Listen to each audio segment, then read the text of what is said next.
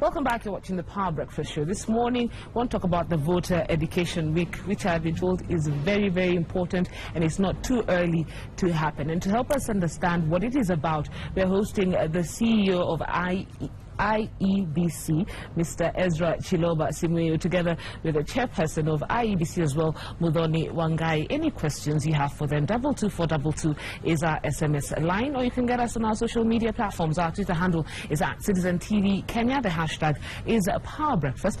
The Facebook page is The Power Breakfast Show. We'd love to hear from you. We'd love to hear your comments, your suggestions, any questions you have for them. For now, I hand you over to Mutegi Njau. Mutegi?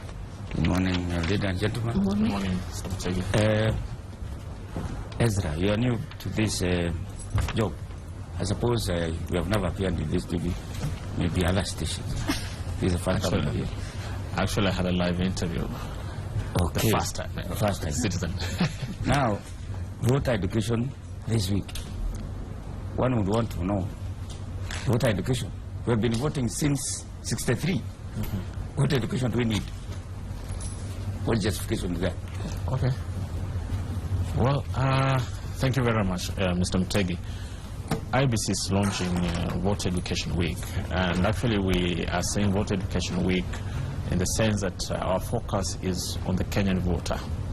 And the concept of Voter Education Week, we're looking at it in a way that you want citizens to start having conversations about electoral processes in the country by asking questions, and the Commission being able to provide clarity on what entails a good election, how we organize elections, what is the responsibilities of different entities involved in the electoral process, and what then is also the responsibility of citizens when it comes to voting. And what we're doing this year, this being the first time, we hope that we'll be doing this every year. We'll be having what we call Annual Voter Education Week, basically focusing on the Kenyan citizen and their role in voting. Where they have questions or they don't understand issues, then they can be able to pose those questions and the Commission will be able to explain. Now, for this year, we are looking at three main things. One is that we're emphasizing the importance of voter registration as a critical component of voting. Then we're looking at creating more awareness on IEBC's ICT infrastructure and how we use that infrastructure when it comes to elections, so that people can distinguish the different types of ICT infrastructure that we deploy during elections. Then thirdly, we're looking at the importance of citizens appreciating the fact that when we participate in a democratic process like elections, then how do you do it and do it peacefully without necessarily causing tension among each other. We have a country, and we can have our say any given time, and IEBC provides you that opportunity to be able to exercise that right. What is expected this week? Thank you, Mutegi, for that question. We are looking at this week bringing in a lot of involvement. The issue is participation by citizens. And as you know, in the Constitution, the spirit of our Constitution is that every Kenyan has right to political participation. And this time round, we have enough time to bring everyone in the fold so that by the time we get to elections, they are informed of what to do, what is available. Our Constitution and our laws provide a lot of rights, and we want to make sure that people are aware of them. On the technical side, we want to make sure that people can vote. The voting procedure is clear in people's minds. For example, if you look at last elections, we had 100,000 votes which were spoiled out of 12 million votes, which works out to nearly 1%. And we would like to make sure that that is reduced, because someone who has worked very hard and come in to vote, and then the vote does not count because he has done the wrong thing on the vote on the ballot, then it's quite a disappointment, and we would want everyone's vote to count.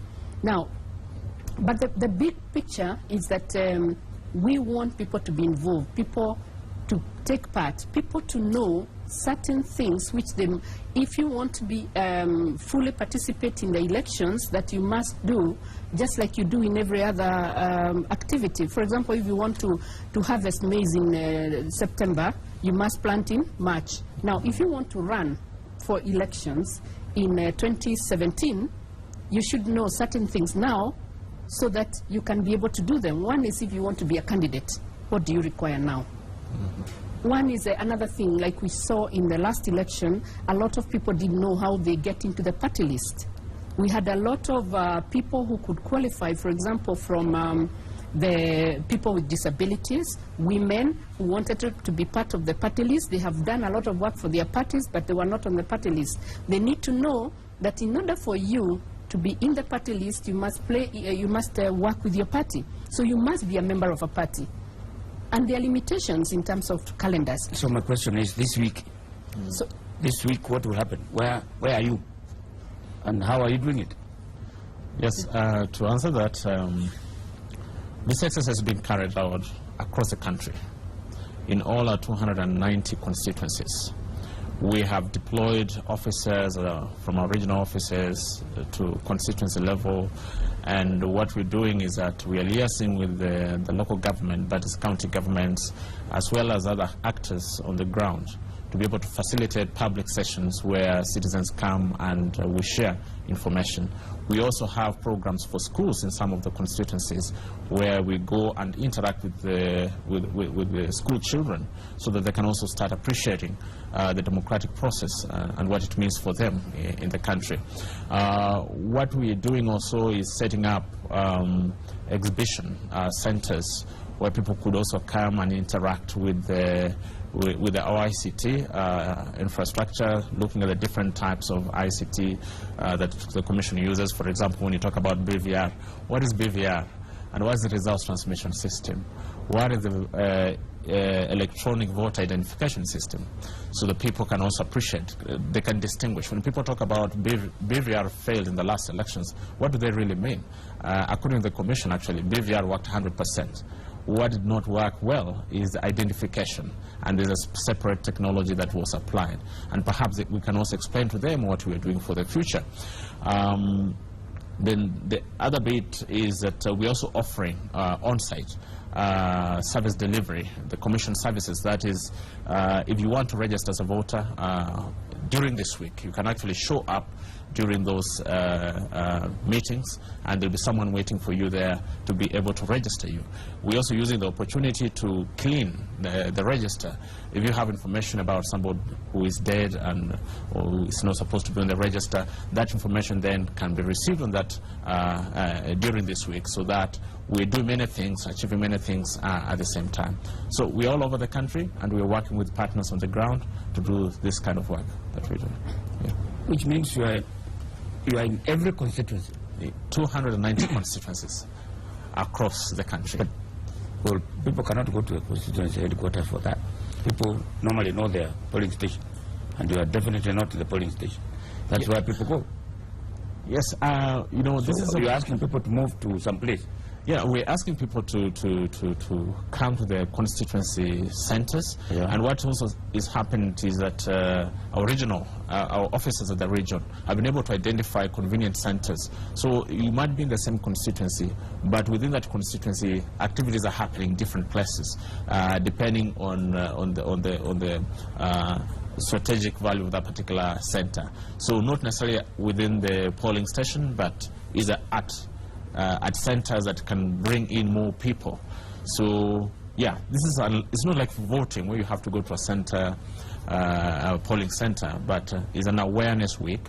And then we also provide information for follow-up, opportunity for follow-up, so that in the event that people come to a place and they don't find that there's adequate information, there's a way in which they can make a follow-up. And in this case, we have our constituency offices. You know, IEBC has offices within constituencies.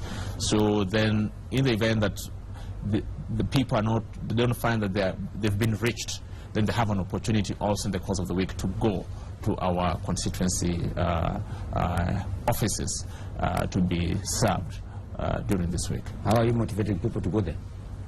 Well, what we're doing is basically... You might go up in a place and then nobody comes. Just like in by elections. You go to a place and fight. No, By the way, nobody came. we we have also experts who know how to mobilize people. Right. Because this is not the first time, of course, we are mobilizing people. And they will be able to bring people together. There's also the involvement of the media in a big way. Several radio stations and several appearances. And generally it's going to be a very lively week. And the other thing to note is that we also want to know their feedback, because we are working out a process. So, for example, we can receive suggestions from the public, depending on their experience, particularly from last election or in recent elections, or what they think the best should be. That's why it's being done early, so that you have time to adjust the process so that it's improved. We are saying in our messages that we want to see a visible improvement of the process from 2013 to 2017. So we show some progress in terms of the way we deliver the election process, as well as meeting some of the expectations which people had in 2013. So we are going to be very active. We are ready to hear questions, to hear suggestions, and we improve the process. Some of the suggestions will make things easier. Others may even help in cost reduction. Yeah. And that is, we are open. It's kind of a conversation. How much money have you budgeted for this exercise? No, I mean, compared to what we're supposed to be doing, it's very little. In fact, we're depending on the goodwill of many Kenyans out there, and we're very happy that the most media stations have come forward to help us with free airtime to promote the exercise. And we're also working with civil society organizations and county governments and MPs in they're called constituency, the CDF committees, to help us push this. So we're not investing a lot of money in this exercise, other than the logistics of running around. Our total budget for the event is about 30 million on the specific budget for the week. 30 million divided by 290. A lot of other, very, very small. In fact, of course we wanted more, but as usual, you can't get everything you want. Yeah. And maybe something else to add, because I want Kenyans to appreciate the fact that, of course, participating in elections is important. And the concept of Voter Education Week, we believe that we are going to learn a lot from this exercise.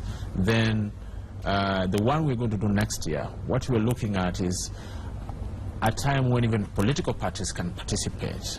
So when you have an exhibition, political parties can also come with their stands and be able to register even members, engage the people there. Our other partners register political parties, civil society organization, selling their ideas to citizens. So I think is a good initiative which we are calling upon support by all actors. At least once in a while, Kenyans can start having a conversation about democracy, and in a more constructive way. The Electoral Commission, IEBC, is under siege. That is a fact which you cannot deny. Mr. Chiloba and Wangai. I listened the other day at a presentation by Okoa Kenya, and one of the presenters gave details about why he thinks this commission cannot deliver election. I don't know whether you listened to it or whether you followed up the matter. But your credibility is in a kind of a diagram. You're in a kind of a problem. I don't know how you intend to navigate through that. Oh, you want to answer first, or I can? I think, you see, we are in the center of a political process. I mean, two or different political interests, and we must always be aware that these things may arise. But the most important thing is whether the commission is robust enough, is following the law, and if anyone has issues with the commission, they should also be prepared to follow the due process of the law. So as far as we are concerned, and I think my colleague here with me here, the fact that we can come here and face the public also says something, because we are coming here with a clear conscience. We are coming here with the knowledge that we are backed by a lot of professional people. The capability is there, the integrity is there, and therefore anyone who has issues with that then is entitled to the right process in order to make their point. So we cannot really get into that. It's like if you're being sued by somebody, then the only place to go is the court. But we came together about 3 years ago, all of us, people from different, we had never met before, and delivered the 2013 elections, and now we are saying, like people who have a big responsibility on our lap, that we want to see a big improvement in the way we do things, and that is what we are going out to do, and that is what we are heading. We are preparing in order to do the 2017 elections in a very, very good way and impartially. Yeah, and I hope that is what we are going to achieve, and we'll get support from that for that. Yeah. Let me read some comment here. People saying, congratulations IEBC for starting voter education early enough to avoid a hit-and-run activity which has little effect. We hope that you are prepared enough information, education, and communication materials. They should keep the momentum.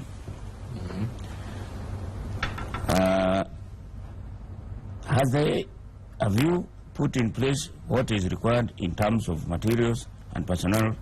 I would suggest that you would have recruited the voter educators who helped them during the last elections, since you may face language barriers.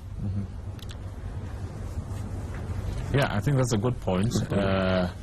We, as we said, we thought it's important for us to have this exercise as a beginning.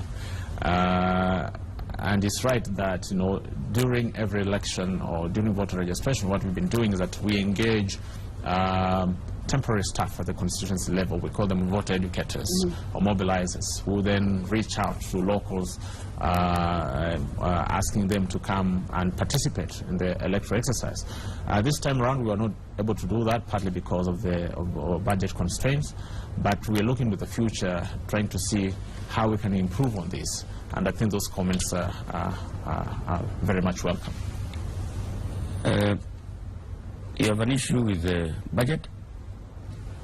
You met members of parliament the other day, Right. And you have actually up to today to clear your books and show that you account for money, particularly money given to you, to the commission through the UNDP, about 2.6 billion, which cannot be accounted for, or which has not been accounted for. And they are saying that the Auditor General is having queries about 4.6 billion. There are no supporting documents, so I know you are not there, but No, she was it's fine. I can respond to that. These things are there. Yeah, I can respond to that. We had a very constructive conversation, by the way, with the Justice Legal Affairs Committee of Parliament on our budget. This is the cycle, so we need to have this conversation before they close. And we went there with our best case scenario, telling them these are the things we need to do before the next elections. And our budget was actually marked in 3 years, so that we are looking at it in total up to 2017. Those are 3 years, which is a critical phase. Although allocations are done on an annual basis, if you know. In total, how much do you need for the 3 years?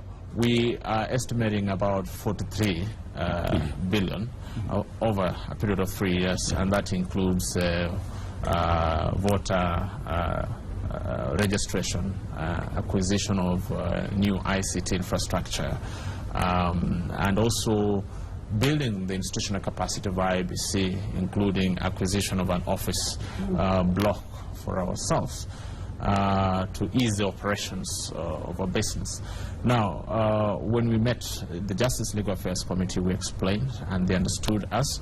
What they requested us to do was to look at, for example, the budget of voter registration exercise and find out if there are alternative ways of mounting, for example, voter education, which forms a significant part of that budget.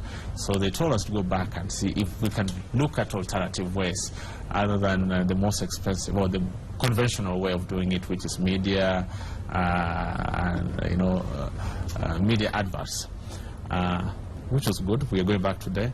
Then on the issues of audit, the UNDP aspect did not arise. It did not arise in our conversation. But I think the only point is that usually what happens is that when you receive this form of aid, you have to declare. And they said that had not been disclosed earlier on, but it has now been rectified. It's not an issue. We just completed an audit, and it's not been an issue. Now, on the issue of the 4.6 million, what happened is that the Auditor General was undertaking the audit on 2012-2013 expenditures, and that was actually the election year.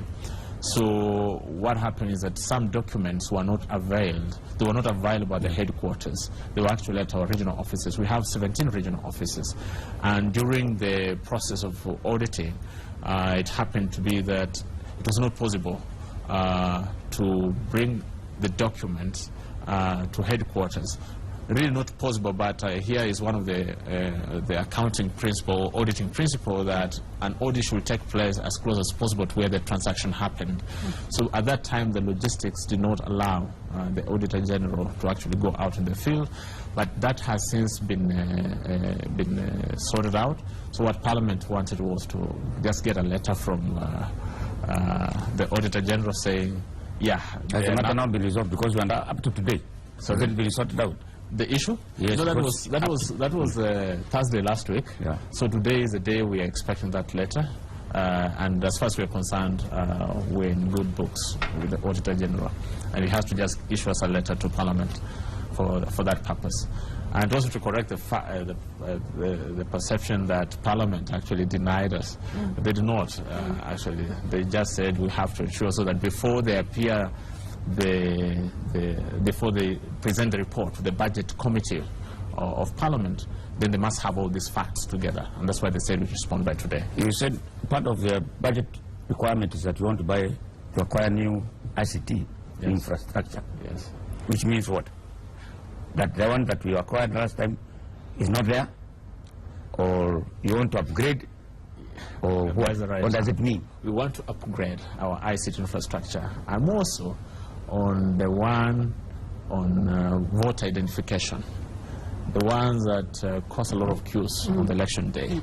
So what we've established over time is that by 2017, they may not be in good condition to give us the value for which they were purchased. And they say ICT has only 3 years life cycle. So if you're going to purchase, if we want to deploy the same kits then, and the experience in the last 2 years has shown us that actually they are weakening. And as we move to the next elections, we don't want to find ourselves in a similar situation, deploying kits that are likely to be inefficient and causes more problems. So we are currently assessing to just establish the optimal level in terms of performance. But the early indication shows that we may need to replace them.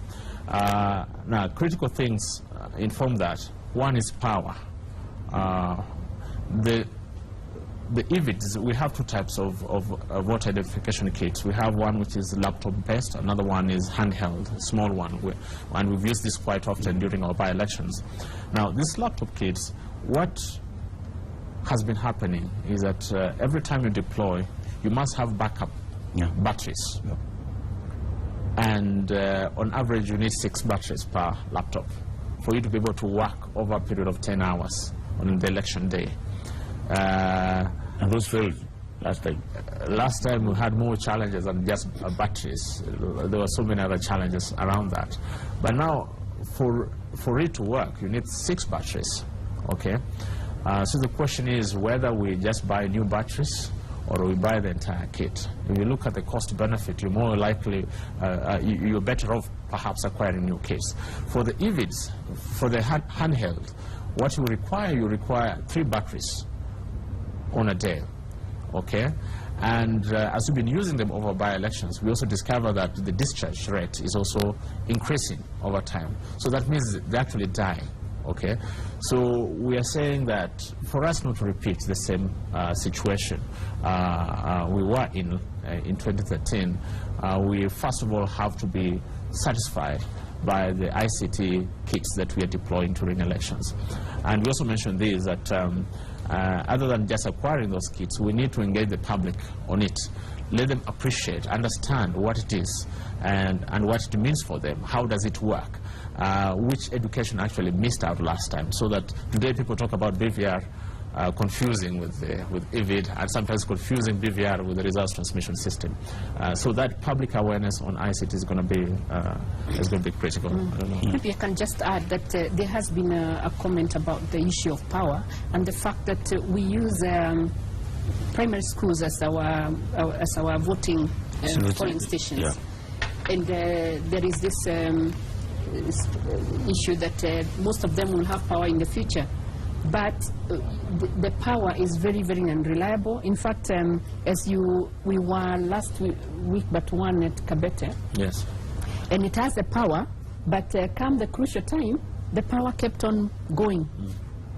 You know, and you cannot run an election that way. It will be really, you know, a lot of trouble, because if you put off the lights, people think there is rigging, and then you have issues. Yeah. So we need backup. Yeah. We need backups. We need and the batteries, like you say, they are draining. Some of them are draining very fast. Yes. And the whole solution needs to be looked at, and that is one of the proposals we have in the budget. The good thing is that the 30,000 laptops that we have from the previous election don't have to go to waste. They can be used in other areas. In fact, we had a proposal to transfer them to 1 or 2 government departments for use, so they are not going to be written off. And the thing is that the handheld is also much, much easier to use. Yeah. It's also easy to transport. With a laptop is a whole logistics for transporting them. Yeah. So all these things come into play. Right. But we are not wasting any part of that equipment. It's already, we even have some proposals to transfer them to other departments, if that comes to be. Right. What is your role in making sure that people register? You are saying that you are educating people to need to register. Somebody says here they have millions of young people Right. who will not vote and who cannot vote because they will not have IDs. Yeah. I don't know how we are liaising with the people in charge of registration of persons to ensure that these people are registered to get IDs. Yes. I know there is a move to integrate that registration into one, Right. but I don't know how soon Yeah. it will be done and how it will affect you. Yeah, I mean, that's a good point. For you to register, you must have, first of all, have registered as a citizen or acquired an ID card or a passport to enable you to register. What we currently, if you realize, in the last 1 or 2 weeks, we've been talking about voter registration and the numbers out there. And you look at the people who are not registered, is a significant proportion. Yeah, it's a significant proportion, about 11 million unregistered Kenyans who are eligible to register. So in our 2-year, the next 2 years, one of our projects is to ensure that we actually bring these people on the voters' roll. We need to register them. Most of them are young people. One of the reasons that they do not have ID cards, okay? And we've been liaising with the National Registration Bureau. They're giving us data showing who have been issued with ID cards and where are they found. Okay? Then we compare that with the data that we have in terms of the registered number of voters. So this is what is informing some of the decisions that we are taking, saying that we must register at least 8 million voters in this coming cycle before the next elections. Now, young people, it's interesting, but also sad. When we went to Homa Bay, I always give that example, that you go out there in the field during the voting day, and you find that people who are streaming at polling stations are middle-aged and older generation. We never saw young people, and we wondered what had happened. But come evening, they're all over, shouting and celebrating. Then we wondered what the issues were, and we established that most of them had not registered as voters. Yeah, and we have a critical number of our population of this cohort. So my take is that we have to come up with strategies specifically targeting young people in this next registration exercise, whichever way. In fact, last week we were saying, share with us ideas. We are telling some of the young people best registrations they need to give us ideas on how best to reach out to these young people. And I know the Registration Bureau is willing to support us in this exercise, and we're looking forward to it. But previously it used to be that when December comes or November, yeah, when people are finished heading Form 4, yes, the registration people will go to schools and register people who are in school, as they do with the examinations or after. They register them there. But this, in terms of IDs. IDs, yes, in terms of that's what I'm IDs, talking yeah, about. they used to do that. They used to do that. Yeah. Why can't they be made to do it now? That when Perhaps once you finish Form 4, you don't have to put anyone to get it. They register you there. Perhaps these are In things, school. they are things we should explore, Yeah. because the problem of young people may not be one. There is an issue of not being registered and they have gone there to get their registration card. There is a problem of not going at all. There is a problem, like when we were doing the last voter registration, many of them were refusing to register until they get kitu kidogo. They would go and sit very far from the desk and wait for the politicians to come and they were calling it oiling, and the language was all over the country. Whether you are in Central or wherever, there was a word for that mobilization fee to go and register. That is horrible. That should be discouraged. Yes, and then the last one. The people must be patriotic. Yeah. Yes, the young people have to be patriotic. Yeah. And when it comes to campaigns, like you are saying, the 2 nights before, they are the ones on the out in the campaigning and Yes, mobilizing. in the road shows and all that. But when it comes to voting, they are not there.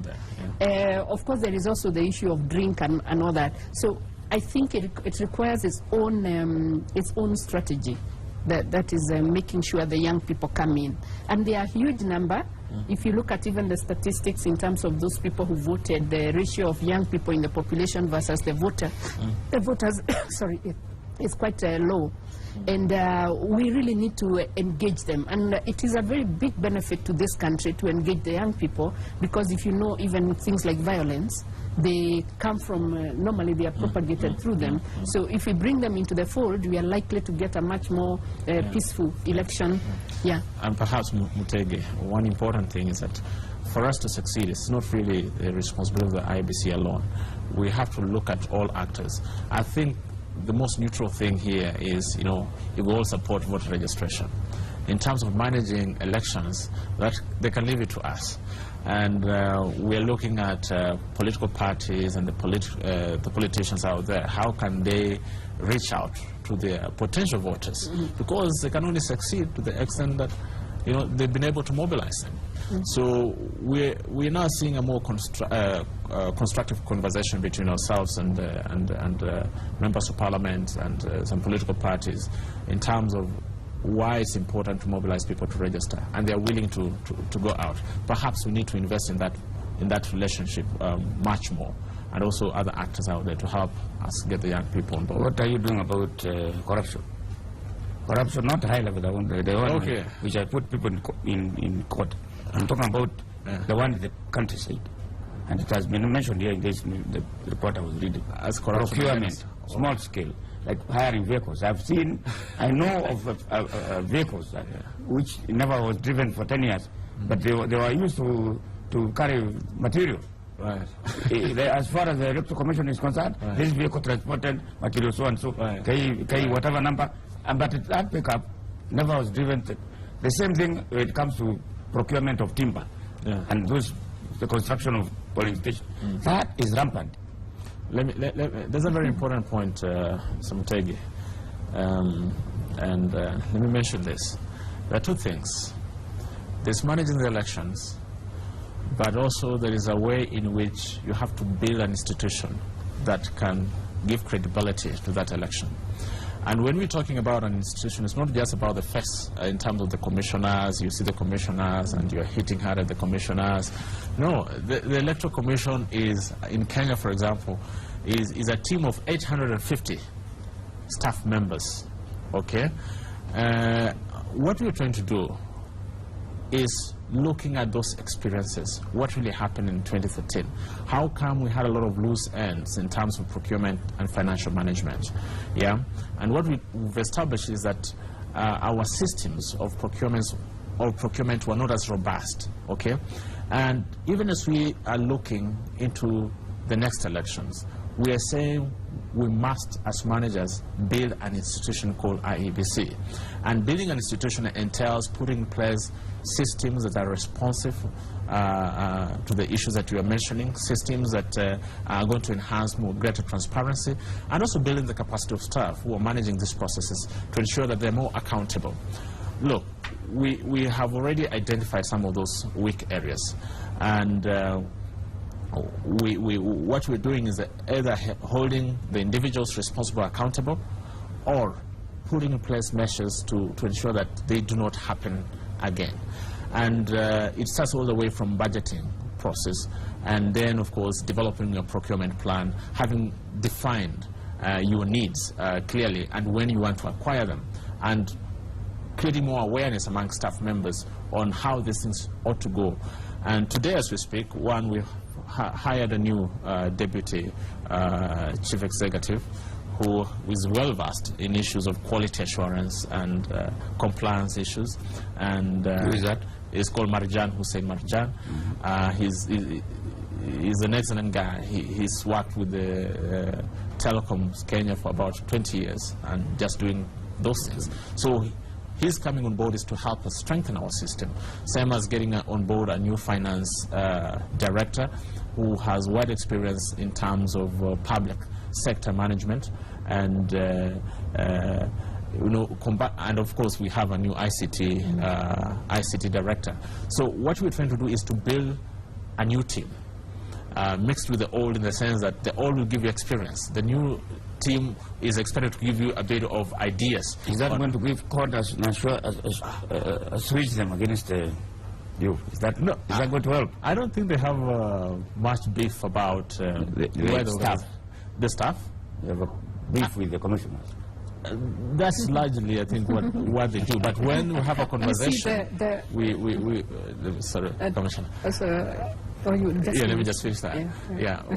I think when we all understand where the problems are, both as a commission, but also as stakeholders, those who have interest in the commission, when we understand where the problems are, I think we'll be in a better position to build a better institution going forward. You can do away with the commissioners, but you're not necessarily sorting out the problems. You can do away with some staff, but you're not necessarily sorting out the problem. So we have to look at the entire problem holistically, and how do we commit to strengthen that for a sustainable institution. I know we are running out of time. Okay, I just wanted to say that CODE are very important stakeholders in this, and we would hope that in this particular week is a time for us to engage, and we inform them and put forward some of the things we have done, and then they'll tell us some of the problems they have, because we have really done a lot. And when we are talking about voter education, there is also the internal institutional development, where finally, when it comes to integrity, is a very personal thing. And we have inherited, you know, where we came from. By the time we did the constitution, the culture in some of the organizations was not very good, and we have had to make people change in order to do things the right way. And we are in that process, and we are very much aware of what you're saying. after the election, we did our own internal audit. We called it the post-election evaluation. There's a report which is available to everyone, and some of those areas are clear that we had issues. And we'd like people to engage with us on that. Thank you very much, Mr. Chiloba and Mrs. Wangai. I'm told I'm running out of time.